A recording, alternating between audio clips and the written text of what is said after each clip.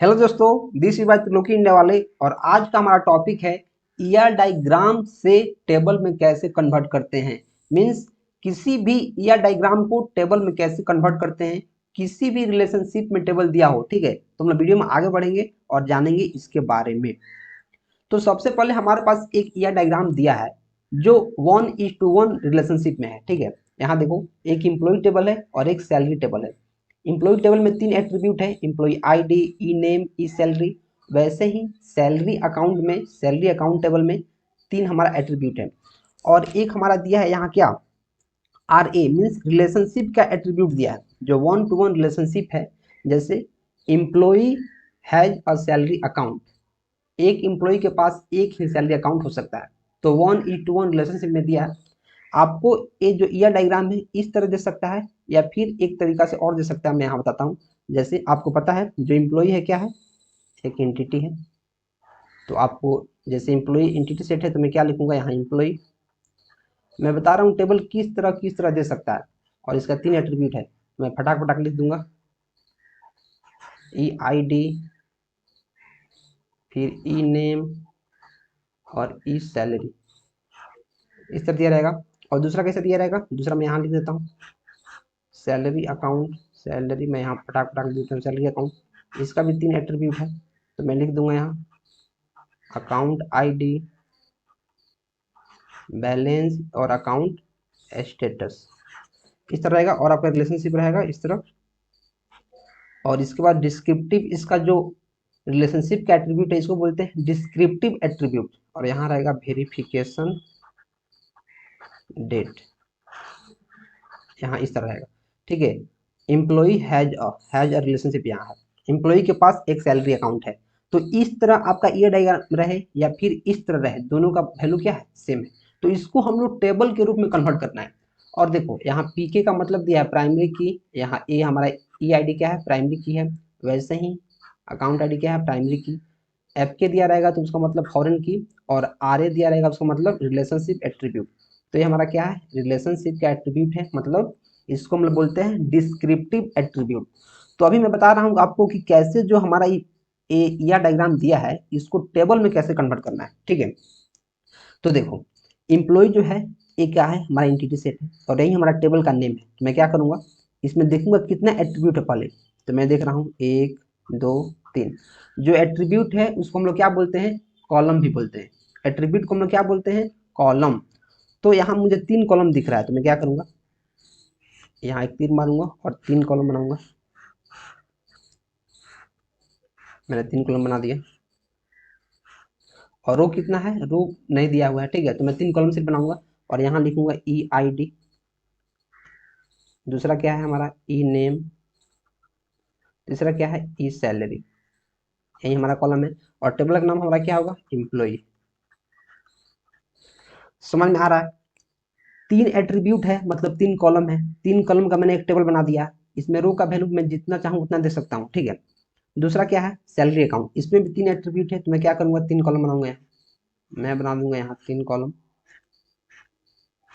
और इसमें लिख दूंगा क्या, अकाउंट का आईडी, उसका बैलेंस और उसका स्टेटस। मैं यहाँ लिख दिया, ठीक है। इतना चीज समझ में आया। इसके बीच में क्या है, हमारा रिलेशनशिप है। इसके बीच में हमारा क्या है, रिलेशनशिप है। तो रिलेशनशिप को हम कैसे दर्शाएंगे, हमारा यहाँ तो टेबल बन गया कि एम्प्लॉय टेबल है और एक हमारा क्या टेबल है, सैलरी अकाउंट। एक एम्प्लॉय टेबल है और एक हमारा क्या है, सैलरी अकाउंट है। तो ये तो अलग टेबल हो गया, ये अलग टेबल हो गया। तो मैं कैसे दिखाऊंगा, मुझे कैसे पता चलेगा कि जो एम्प्लॉय है उसको कुछ सैलरी भी मिलता है, जो एम्प्लॉय है उसको कुछ सैलरी भी मिलता है। तो मैं क्या करूंगा, इसका जो प्राइमरी की है, ये हमारा क्या है, प्राइमरी की। ये हमारा क्या है, प्राइमरी की। तो इसके प्राइमरी की को यहाँ मैं फॉरेन की बना सकता हूँ या फिर इसके प्राइमरी की को मैं इस टेबल का फॉरेन की बना दूंगा। क्योंकि यार देखो, यहाँ कोई एम्प्लॉय जैसे 1 है, 2 है, जैसे टिक्के है, इसको सैलरी 30,000 मिलता है। सैलरी क्या मिलता है, 30,000। तो इसका अकाउंट है कि नहीं मुझे क्या पता, किस अकाउंट में पैसा डालना है। तो जैसे ही मैं क्या करूंगा, यहाँ एक और टेबल का एक और बना दूंगा कॉलम। और इसमें मैं क्या करूंगा, अकाउंट आईडी। इसमें मैं लिख दूंगा अकाउंट आईडी। और जैसे अकाउंट आईडी यहाँ 2233 है और यहाँ मैं लिख दूंगा 22।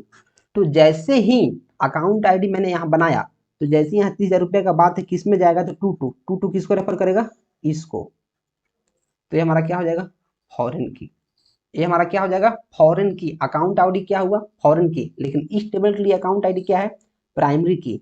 तो इसीलिए यहाँ हमें रिलेशनशिप दर्शाना जरूरी है, क्योंकि यार अलग अलग टेबल हम बना देंगे तो फिर हमें पता ही नहीं चल पाएगा कि जो सैलरी है वो कहाँ जाना है, कोई रिलेशन ही नहीं है, कोई रिलेशन ही नहीं है।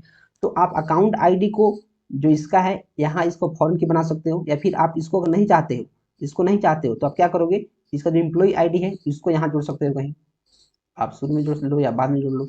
आप क्या जोड़ोगे, एम्प्लॉय आईडी ही यहाँ जोड़ सकते हैं, और यहाँ लिख दो 1 2, जो एम्प्लॉय आईडी है उसका वैल्यू दे दो। तो इसको आप रिमूव कर सकते हो। इसको क्या कर सकते हो आप, देखो मैं रिमूव कर बताता हूँ। तो इसको आप रिमूव कर सकते हो, इसको आप रिमूव कर सकते हो। तो आप क्या करोगे, आप क्या कर सकते हो, एम्प्लॉय आईडी को बना दोगे तो क्या होगा, जैसे एम्प्लॉय आईडी 1 आएगा तो इसको रेफर कर देगा किसको, इसको, कि हाँ उसका जो सैलरी अकाउंट ए है उसका बैलेंस इतना है, उसका स्टेटस ए है।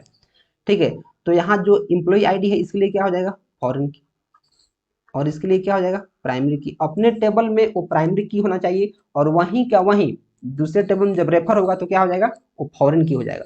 तो एम्प्लॉय टेबल है या फिर सैलरी टेबल है, इसको कैसे हमने ये डायग्राम से इसको कन्वर्ट किया, समझ में आया। और एक बात यहाँ रह गया, वेरिफिकेशन डेट।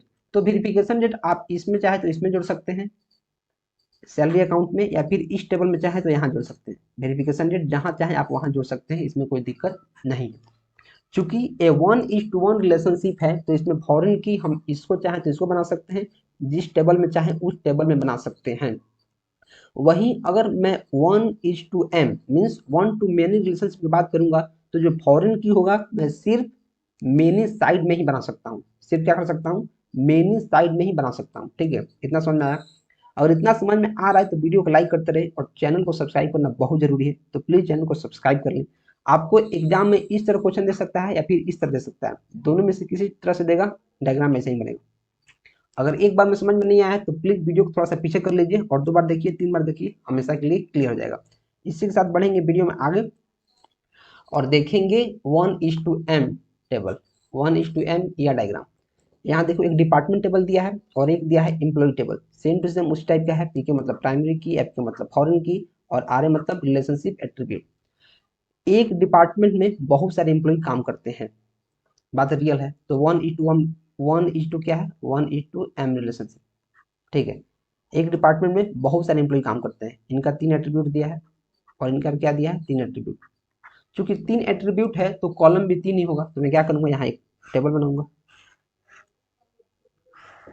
यहाँ मैंने एक टेबल बना दिया, और इसका 3 क्या होगा, कॉलम होगा।